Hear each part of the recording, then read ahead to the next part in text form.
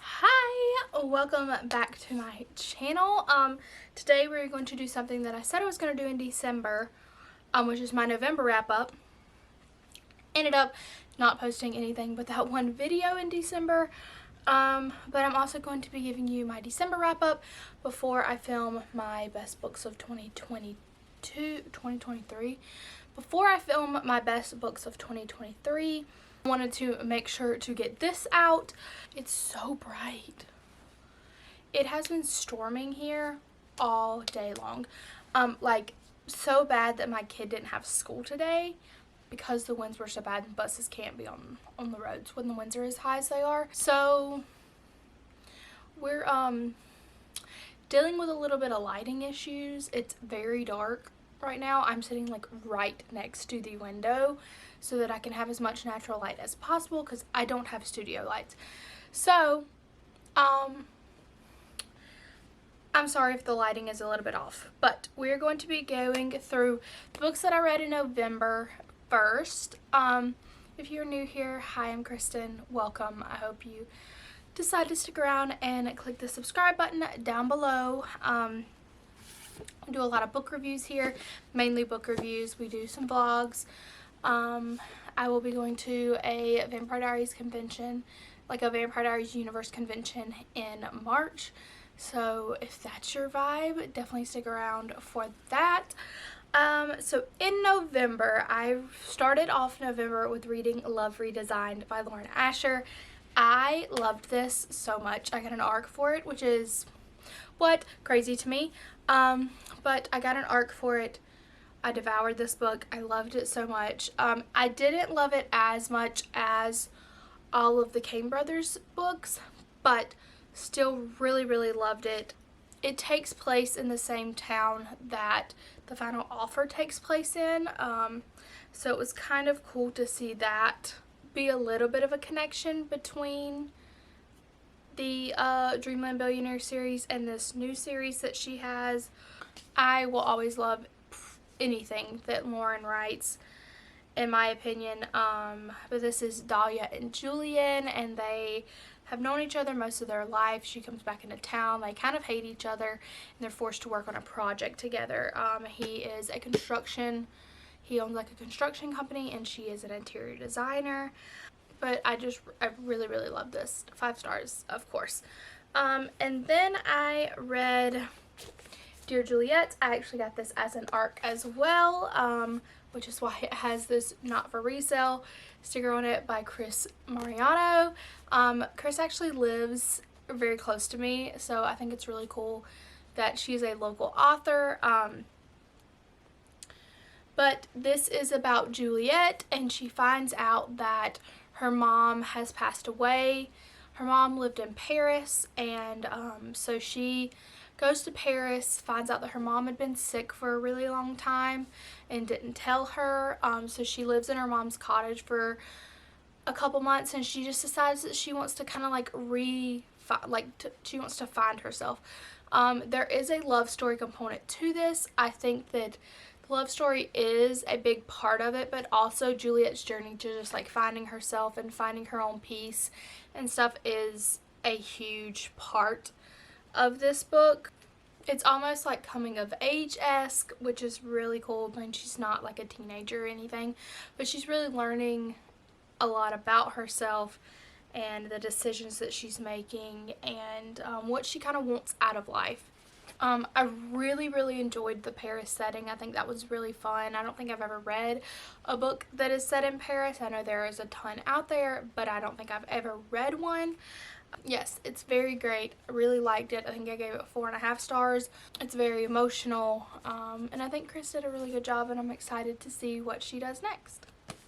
And then I read A Festive Feud by Mary Moore. Y'all already know that Mary Moore has my whole heart. I love everything Marin does. I got an ARC for this.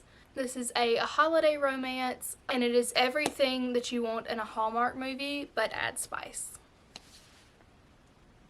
It was so good.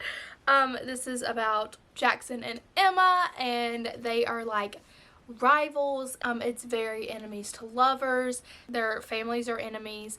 They both hate each other, and they live in this small town, and it's always a competition of whose party people are going to go to. They both have a Christmas party on the same day, and the town is like divided on which side they go to. And then they get into an argument in the shop, and they break this really expensive, really beautiful like display of items, and instead of having to pay for all of the damages that they did, the sheriff forces them to plan a Christmas party for their families, which I love. It's very Hallmark-esque. It's like forced proximity. I loved it so much. The tension between these two was so good. Even though it's past Christmas, I think this would be such a fun read for anybody, anytime. I'm wholeheartedly obsessed. I'm obsessed. And then I read Secrets and Masks. Now, this is a Hermione fanfic. It's Draco and Hermione from Harry Potter. Like I said, it's a fanfic. I got it, like, you just download it on the internet. I'll put the link down below if this is what you if you decide you want to read it. I know that most people read, what is the really popular one? Manacle? Oh shoot. Maybe it's I'll put it on the screen here. This one is very, very famous. People like rave about this one. This was the first one that a lot of people read, but I read Secrets and Masks because Marin said that that's the first one she read, and it's her favorite. And let me tell you, it took me a couple months to get through this book because it is over 1,000 pages. It is long as crap, but did I love every second of it? Yes. Did I stan every single person in this book? Yes. Did it make me even more of a Slytherin girly? Yes. I'm already a Slytherin. This 100% like defined that I love the bad boy. I want them all. I love it. It's so good. It takes place 7 years after the war, so it doesn't like tie in during any of the Harry Potter books. And there's still like, it's basically still a war going on. But I was so obsessed. Draco is literally so swoon-worthy. Like, he definitely is mean, but he has such a sweet side of him for her. I love it so much. I'm screaming, crying, throwing up. It was so freaking good. I gave it 5 stars. I can't wait to start another one. I wanted to have like a small break because I didn't want them to run together, because I'm not sure that they like how they're all written. I know that Marin has read a lot of Hermione fanfic, and I'm hoping to maybe find a shorter one to read next before I read whatever that real famous one is. So if you know of a shorter Hermione fanfic, please let me know, because I want to read it. Also, please ignore all of my books that I need to put up, and all of my Loungefly bags. I got 2 new Loungefly bags for Christmas, and these are just like ones that I've been kind of cycling through, so they all need to be put back on my bookshelves. So bookshelf reorganization coming very soon, because I got new shelves like this, the like skinny Billy bookshelves, because the regular size Billy bookshelves are never in stock. Never. Okay, anyway. And then I read How to Kiss a Movie Star by Jenny Proctor. This is the last in her How to Kiss a Hawthorne Brothers series. And this is the one I've been waiting for. This is Flint and Audrey. Flint is a movie star, obviously, and Audrey is a scientist, and she actually ends up trespassing on Flint's property because she was doing science work, and he bought this property that used to belong to the school that she works for. So there's a little bit of forced proximity there because she's kind of there all the time, and then he needs a fake girlfriend because of press for his new movie that is coming out. She doesn't know who Flint is when she first meets him. She doesn't realize who he is. She's like not a pop culture girly, but Flint is like a huge movie star. I loved this so freaking much. I think Flint might be my favorite Hawthorne brother. I think he might. I've been waiting because we've gotten little taste of Flint, but we didn't know a whole lot about Flint or like his personality and stuff because he was never really there during the other books. So it was really fun to like see him and see his personality and stuff. I love it. It was really, really good. Jenny writes closed door romance, so there's no like on-screen spice, or there's no on-page spice in these books, which is great. I love Jenny's writing. It doesn't like take anything away from the story, in my opinion, but you just get to see a really sweet, wholesome love story with these two, and it was so much fun to read. Okay, that was all for November. Now we're going to jump into December, which I read a lot of books, but that's because on the way to Florida I listened to like 4 or 5 really short Christmas novellas because I was trying to hit my 100 book mark, because they count. Audiobooks count, novellas count towards your goal. I don't care what anybody else says, they count. Just saying, they freaking count. So I started off December reading Jasperville, Crimson River back to back. I was trying to gear up to get ready for Sable Peak to come out, which it came out in December. It came out in December, right? It came out December 7th, so I was trying to finish up these last 2 that I had in the Eden series before Sable Peak came out, and I actually read Sable Peak at the end of December, but Jasperville, Crimson River.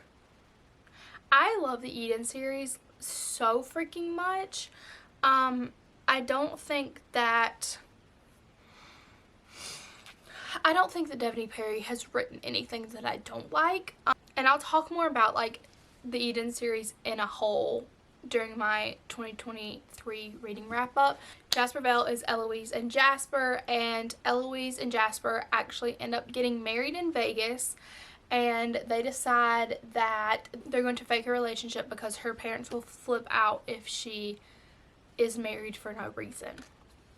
Eloise owns the Eloise Inn in Quincy, which is the town that all of these books take place.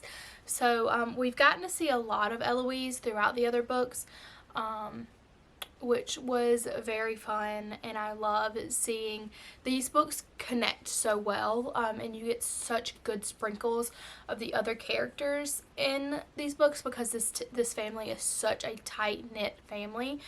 I loved this so much. I think I gave it 4.5 stars because it wasn't my favorite book in this series, and I think one of the main things that I felt like it was lacking was the kind of like, it had a small like mystery aspect, but not really, not like the other ones did, and that comes back like full force in Crimson River, which I will talk about in just a second. But I feel like that's the thing that this one was lacking. I really loved their story and how protective Jasper is, but I was missing that like mystery element, which I feel like makes this series stand out a lot compared to others in small town romance genre. I really, really loved it. Their chemistry was fantastic, but I was missing that mystery aspect of their relationship. Sorry if the frame changed. My camera died, of course. So like I said, was very much missing the mystery aspect. Now Crimson River comes in, and it is mystery. There is an entire mystery plot for Lila and Vance. Vance comes into town because Lila is attacked by this man in the woods, and Vance has been looking for this man for many, many years, and you find out why, who he is, everything about all of this throughout this entire book, and it is so good. they really connect over trying to find him and figure out why he did what he did. So they just kind of slowly fall for each other, slowly get a crush on each other, and it's so cute. Love this. Love the story setup. When I found out the end of this book, Mateo is the last Eden, and he is the one we know the least about, I feel like. So his book is Sable Peak, and when you find out who his love interest is, I literally gasped out loud when I read who his love interest was. I was like, you've got to be freaking kidding me. So big spoiler for who his love interest is. If you have not read this series and don't want to know who his love interest is, skip the Sable Peak version, this next Sable Peak section that I'm about to talk about. But I loved Crimson River. I gave it 5 stars. I love this whole series, and I'm so glad that the mystery aspect was back, because Stephanie writes such good characters, and their relationships are so strong and their connections are so strong that they don't waver a lot. So this gives another aspect to the book, in my opinion. So moving on to Sable Peak. I'm going to talk about Sable Peak at the end because I read it. It was one of the last books that I read this month. So I will remind you again when I get to that point to skip if you have not read this Eden's books, because it does have a big spoiler, in my opinion. And then I read For the Fans again. I listened to the audiobook for this. Oh my god. Oh my god. If you like spice in an audiobook, look no freaking further. I read this in March, May, one of those months. I read it in one of the months. I can't remember which of the months, but I read it in one of the months at the beginning of 2023. And I loved it then, and I loved it on audio. Narrators, incredible. If you don't know, this is a just male romance. They are stepbrothers, so it's forbidden. They're doing an OnlyFans, so very, very spicy, but so good.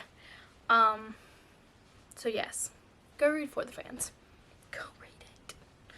And then I read the 12 Days of Smut, which is 12 like short stories in in a novella. I do not rate novellas. I'm not going to be telling you ratings on any of the novellas that I read in Christmas because I read a lot of Christmas novellas. But this is just 12 little short stories, most of them spicy. I don't know what else to say about that, but they were there. And like by short stories, I mean like less than 20 pages a piece. So there was literally like a chapter of just like one little story. It was cute. Did I love it? No. Did I hate it? It was okay. And then I read If You Give a Grump a Holiday Wish List. This is by Ann Anderson. I've read many of her books this year. I've read 3 of her books this year. I loved this. This was so freaking cute. It is Grumpy Sunshine. It is Boss Employee. This is Jack and Presley. This was another novella, but I feel like it was a longer novella, so I did rate it 4.5 or 4.25 stars, because I felt like it had an entire like complete story, compared to some other novellas. This is, like I said, about Jack and Presley, and Presley is Jack's assistant, and he is needing her help with something, and she has told him, no, I'm going home for the holidays on these days and I'm not going to be at work. And so he decides that he's going to tag along with her on her vacation to see her family so that they can work. So Grump, kind of a jerk, but it was cute. There is so much tension between the two of them, because he is a jerk. So he goes home with her to her family and then introduces himself as her boyfriend. So it's fake dating, forced proximity, one bed. It was really cute. I enjoyed it. I think this is like the beginning of a series that she's gonna do, maybe with Presley's brothers, which I am very excited about. But I think this was a good teaser to kind of learn a little bit about these characters. So definitely give it a shot if you like holiday romances. A lot of these are going to be holiday romances, so you might not be in the mood for them, but it is there if you decide you would like it. And then I read Trickshot. My friend Ashley told me to read this. She said it was very good, very spicy, and it was very good, very spicy. It is an MMF romance, so 2 guys, 1 girl, and they all like sharing, if you get my drift. So it's why I choose all the ways. It's about Leo, Riley, and Jace, and Leo is the twin brother to a famous hockey player, and Riley notices him at the airport when they're trying to fly out. Their plane gets delayed. He pretends to be his brother, which I didn't like that aspect of the book at all, because he did not tell her until like the next day. But she ends up coming home with him, and Jace is his best friend, and they've been harboring feelings for each other for a while. So things turn spicy very fast, but it does have a happily ever after, I will say that. Very spicy Christmas novella. Then I listened to Wreck the Halls by Tessa Bailey, and I did not like it. I don't know if it was because I was listening to it and it's just so in your face when you're listening to it, but the guy's name, her name's Melody, like music, and then but his name's Beat. And hearing him called Beat over, like, I just pictured like not music, because I didn't picture her melody as music. Like when people said her name, I didn't picture it as music. I pictured it spelled like Loide, which is just a regular name. So I feel like, okay, let me give you the rundown. Melody and Beat are the children of 2 women who used to be a group. They were very, very popular, and then they broke up, had a really bad fallout. So both of their parents named them with a musical name. There are so many other musical names out there than Melody and Beat. But it was like the beat and the melody, and they go together, and they were meant to be, and bleh. I just didn't like it. I hated listening to his name be said over and over again. Hers sounded like a regular name. His name is Beat. I don't get it. But so they both sign on to do a live, like constantly live feed of covering them trying to get their moms back together to sing at this big event. And Beat is doing it for the money, and Melody's doing it because Beat's doing it. And like, they didn't grow up together. They don't know each other. The moms broke up before they had the kids. So it's not like they had this big connection other than a spark when they met for one time when they were like 14 or 15. But they're on camera like 18 hours a day. Cameras just following them around, and that is absolutely freaking insane to me. Like, even now, the only like reality things that are live is like Big Brother is like 24 hours, but you're in like a confined space. And it just didn't make sense, because there was like crowds following them all the time. Like, it just, I don't know. It doesn't seem very logical that something like that would happen. But I digress.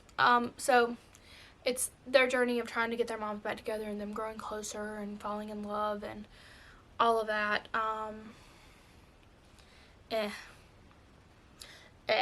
And then we're just gonna quickly go through the Christmas novellas that I listened to on the way to Florida and home from Florida. How to Lose a Guy Before Christmas. I listened to 2 Christmas novellas that were very similar. This is about Lucy and what is his name?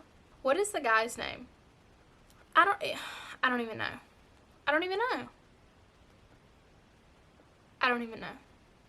Eric? His name's Eric, I guess.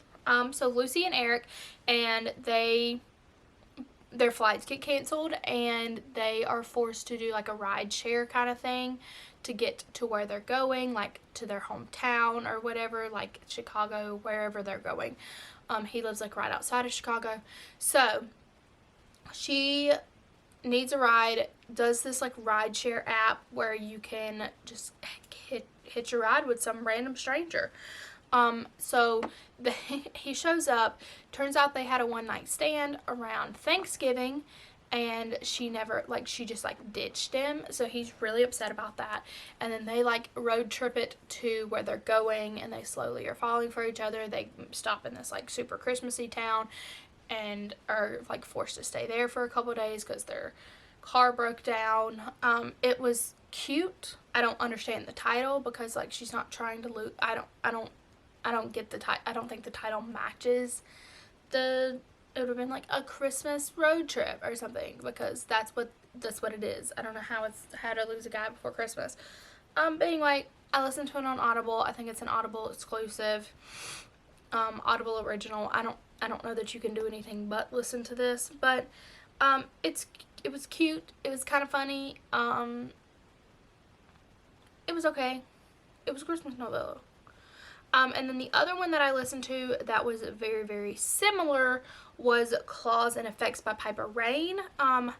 This actually might be not considered a novella. This is actually, I think, a full book.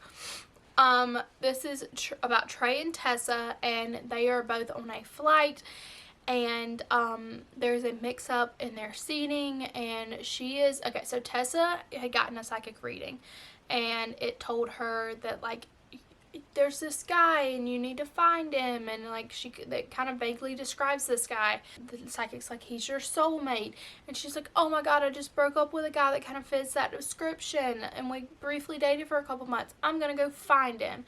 So that's why she's flying. She also is like broke, and her uncle just died, so all she has is like the little bit of money that he left her. So when they're connecting like their second flight at a layover, it gets canceled.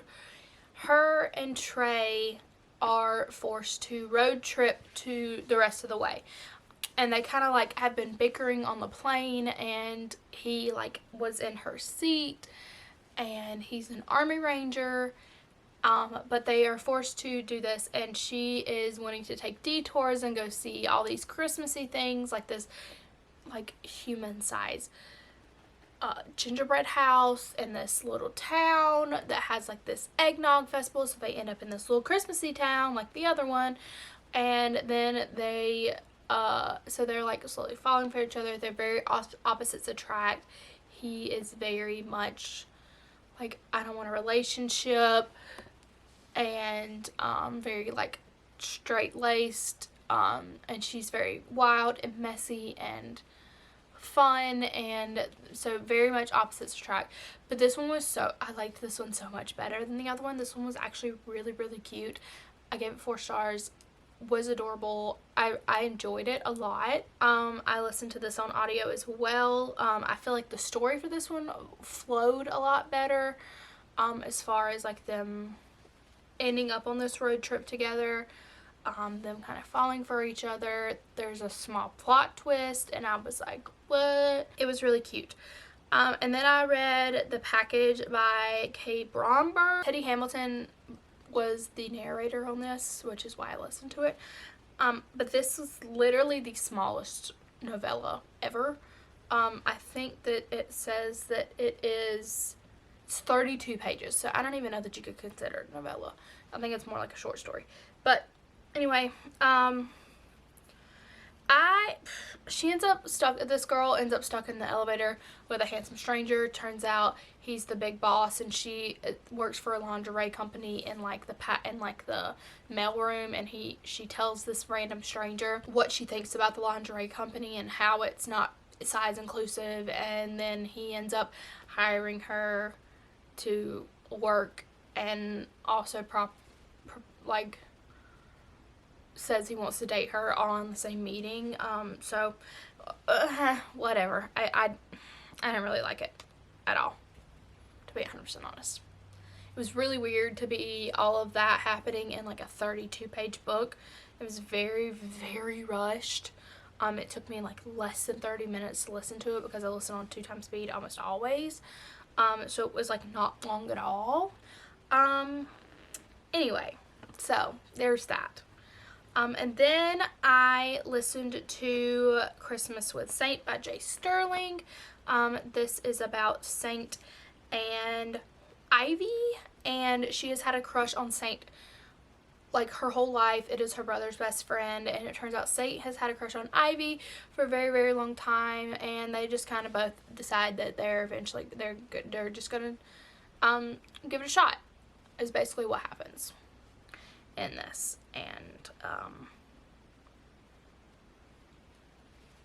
so spicy Christmas novella. And then the last novella I read, and then we'll talk about some other books, was The Naughty, the Nice, and the Nanny by Will and Ash, aka Debney Perry.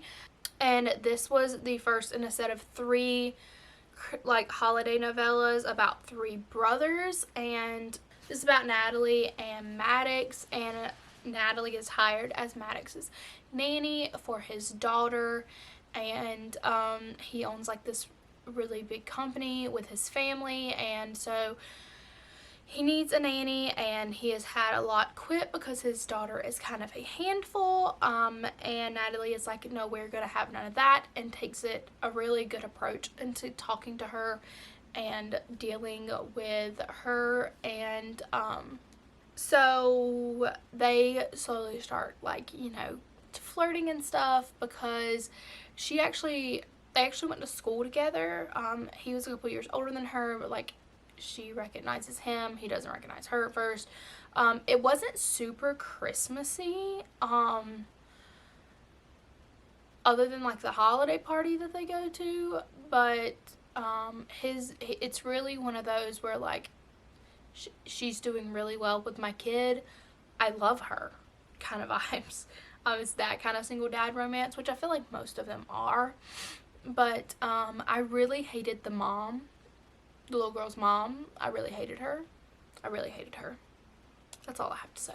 So I will eventually read the other 2 in this because they are about his brother, and I'm very curious into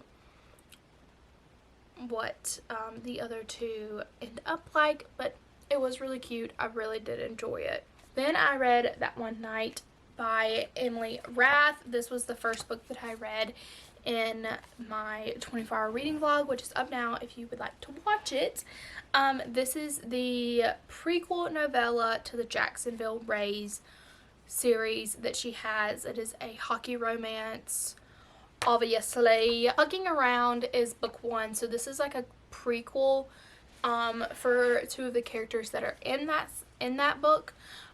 Just so you know, Pugging Around is a why choose romance. So if you read this and you're expecting just these 2 people to be in a relationship, that is not the case.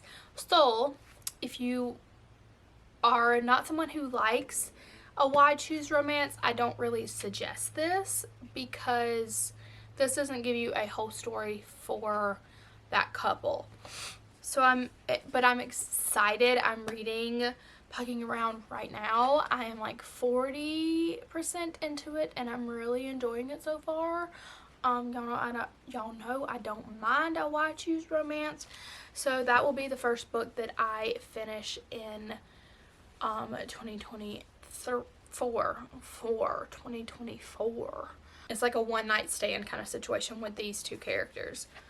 And that's all I'm really going to tell you about it. And then I finished Fourth Wing, finally. I finished Fourth Wing. Yay. This was so freaking good.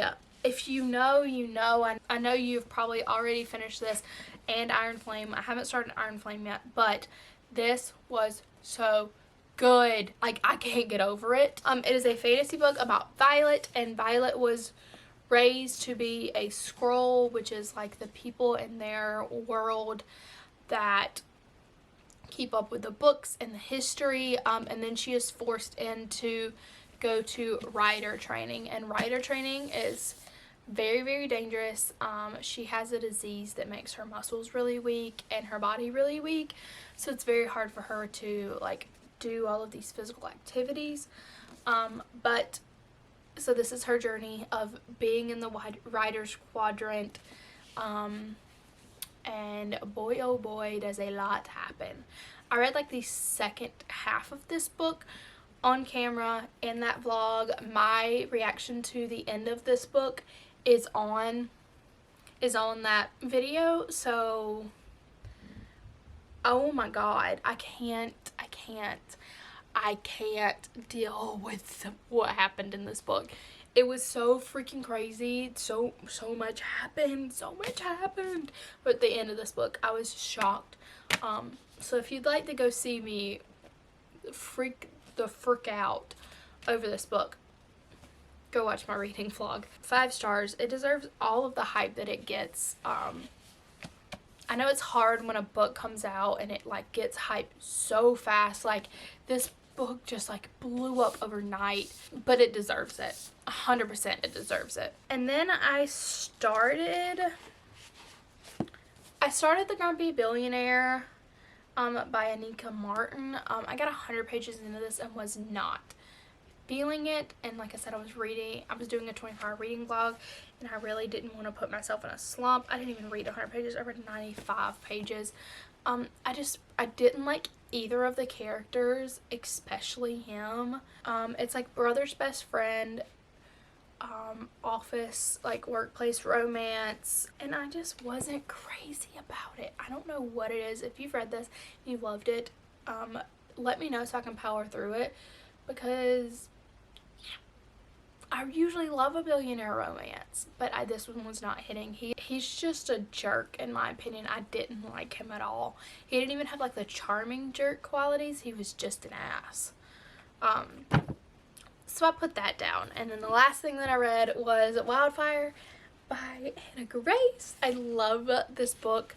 It was so good. I loved Icebreaker. I think I still like Icebreaker more than this. This was very good.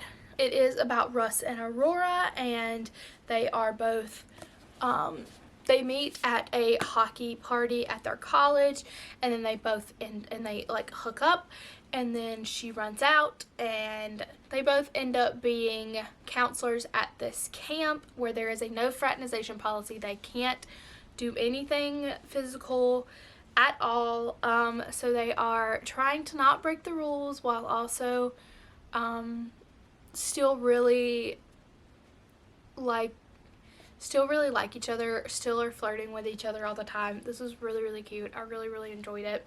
Like I said, I still think I liked Icebreaker more, but I did enjoy this a whole lot. So I think I gave it 4.5 stars. I'm switching to Storygraph. I feel like a lot of people are switching to Storygraph, and I was going to switch to Storygraph last year, but I want to do more in-depth detailed reviews on there, so I'm going to start doing that in this new year. But those are the books that I read in November and December. Like I said, I will have a 23 books, my top 23 books for 2023 video coming, and then do you want to also see every book I read in 2023 and like just a short, do I recommend, do I not recommend, because I read 100 books. So let me know if you would like to see both of those. I have some other fun things planned to film throughout the month, but let me know if there's anything specific you would like to see. I think I will definitely be doing an Iron Flame vlog whenever I decide to read that. But thank you guys so much for watching. I hope you enjoyed it. Make sure to subscribe down below and like this video. It helps me out a whole lot. Make sure to follow me over on Instagram and TikTok if you're not already. They are always linked down below in the description, and I will see you next time. Bye!